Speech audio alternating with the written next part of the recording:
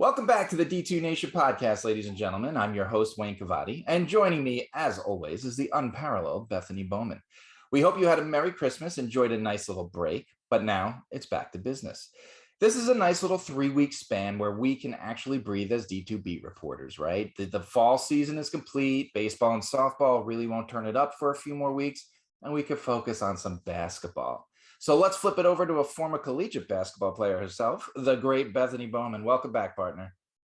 Thanks. Good to be back. And unfortunately for me, my college basketball career wasn't quite as high quality as our guest today. So really excited to have her on. But we'll turn our attention now to women's basketball and Lubbock, Texas. Since 2016, Lubbock Christian has won 3 national championships in just 5 tries, 2 of those times going undefeated. Oh, and by the way, LCU has only been postseason eligible in D2 since 2016.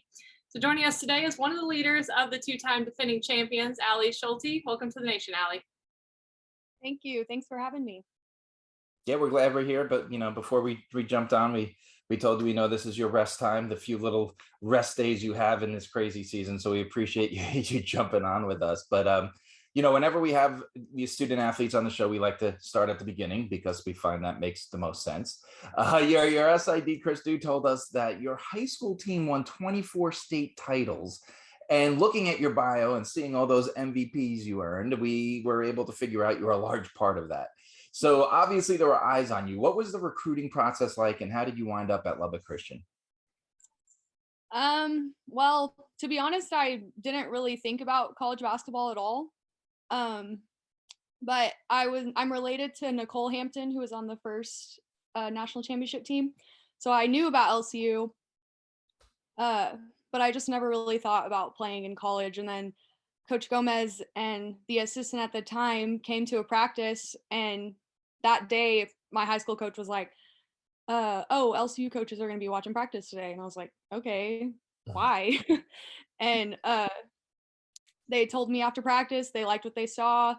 I went on an unofficial visit and loved the girls, loved the gym, loved the program altogether, and I never really gave any other school a chance. Really, every other school that reached out, I was pretty much sold on LCU, so it wasn't a hard decision for me. I mean, and you were visiting around the time they were going 35-0 and winning a national championship, right? So that's a pretty good time for you to make your visit, I bet. Yeah, my unofficial visit was the day before they left for the Elite Eight, I believe. Oh wow, that's crazy. So, yeah. And as we said in the intro, what this program has done in such a short time is almost unthinkable. What is it about head coach Steve Gomez that makes him so special and gets this program to succeed? He's just a really genuine guy. He truly cares about each and every player, whether you play the most minutes or you never see the floor. And I just think that no matter your performance, he still cares about you, and that takes a lot of pressure off as a player for sure, because you're not trying to please him like most schools are. The players are just trying to please their coach, which obviously it helps, but I think our main word this year is grace, and I think he's the perfect example for that. He shows a lot of grace. Yeah, but obviously, as a D2 beat reporter, I've spoken to him quite a few times over the last few years. He's definitely he's humble about everything that's come to them. I remember, I think they played UConn right after they won the first national championship. And he was like, it was the greatest 50-point loss I ever had in my life. Just like taking everything and making it so great. So let's talk about that. You've won 2 championships in a row. With a program like this, is it championship or bust? And especially when you look at the roster, because you have so many familiar faces with you still to this day. Yeah, I mean, obviously that's the goal every year, and we try not to look too far in the future all the time. He always writes on the board every game 1-0, and so just go 1-0 that day, and we try not to think about it, but it's pretty much always in the back of our minds. I mean, you and the men's team reach number 1 in the polls. There's no way to escape it when you're at that level. I don't think it's just always on your shoulder, I would imagine. For sure. It's nice to have the confidence that everyone has in us and just expects us to win all the time. That's nice, but it's a lot of pressure. For all those potential D2 student athletes or even current ones, honestly, what is the best advice Coach Gomez or any coach has given you? I think the best advice or slogan, I think that Coach Gomez says, he always says, "You're not that important." I just love that because it's an easy way to humble yourself. You don't have a good game, who cares? You're not that important. And so I think that's just something that I always remind myself to not be so hard on myself, because I mean, basketball is a huge part of my life, but it's not my life. Mhm. Yeah, I like that line. One thing we forgot to mention, as if Lubbock Christian doesn't have enough accolades as it is, you also hate to lose at home, right? You have this 95 game winning streak at the Rip Griffin Center. What makes it so tough to beat you there? Our fan base is awesome. Obviously, we have so many supporters that we don't even know really. Everyone comes and says good game to us after, and we have no idea who they are. So It's awesome. that definitely helps. But obviously it's an honor and a privilege to play there and play for those fans and to keep that record going, I guess. But it's not really something that we talk about or think about. It's not a priority, I guess. Like Coach Gomez says, want to know that day. But I think the higher that number gets, the more it's in our heads. But we just try to play our best and show our fans that we can be the best team there. You've seen two different conferences in your time as a Chap. You have obviously seen different teams along your tournament journeys. Have you seen any changes in the D2 women's basketball landscape as far as the way, the game's played and how teams basically try and figure out how to beat you? I think the one thing that I would say would be just the skill level has risen, I guess. I think a lot more people now put more emphasis on like the ability to score one-on-one and just your basic skill level.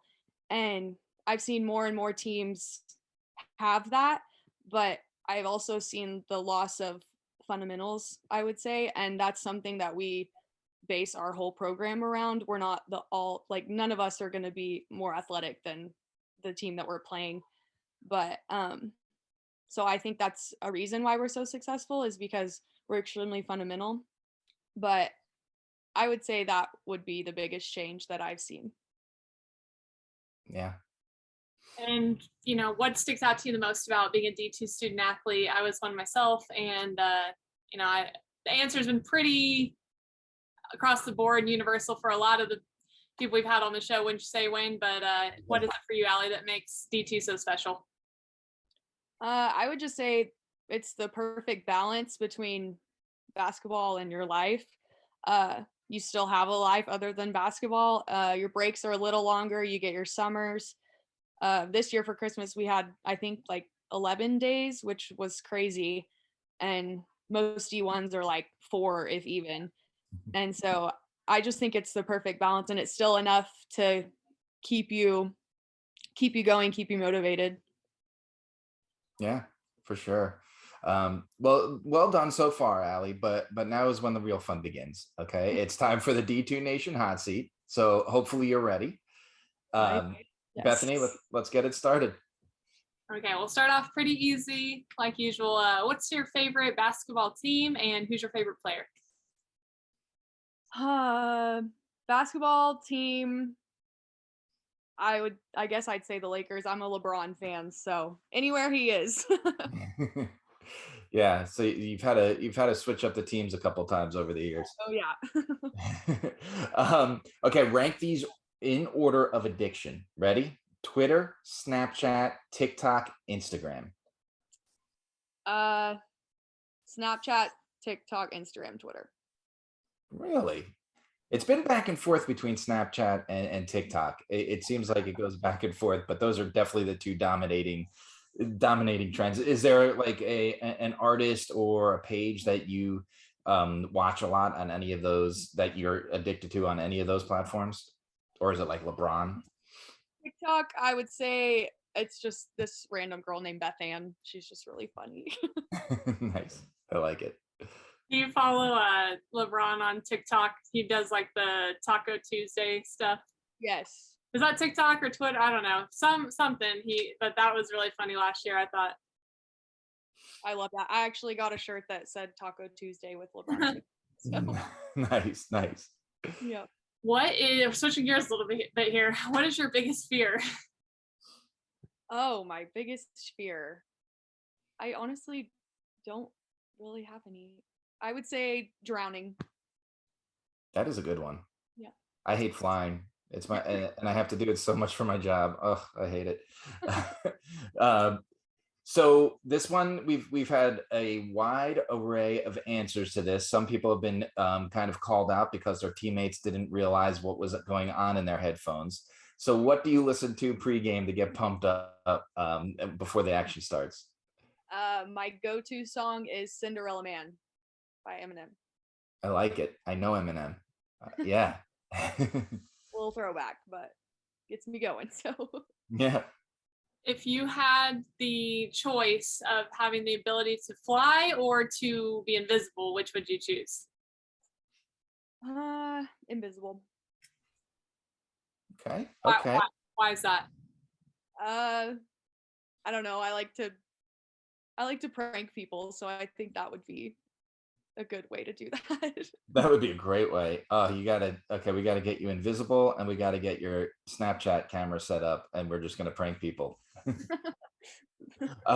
Tell us your greatest strength as a teammate, but also tell us your greatest weakness. My greatest strength would be probably vocally. I'm pretty loud. So I think I have a lot to offer there. And then weakness, I would say I don't have a lot of grace on the basketball court. I just expect everyone to be perfect even when I'm not. So that would be my weakness. I mean, I would imagine after, going through everything that you've been to and all the wins and all the championships, you kind of get to that point and it's easily and quickly forgiven by your teammates when it happens. Yes. Well, thank you for joining us, Allie. It was really fun to sit down and talk to you and talk about the number one Lubbock Christian Chaps, and good luck the rest of the way.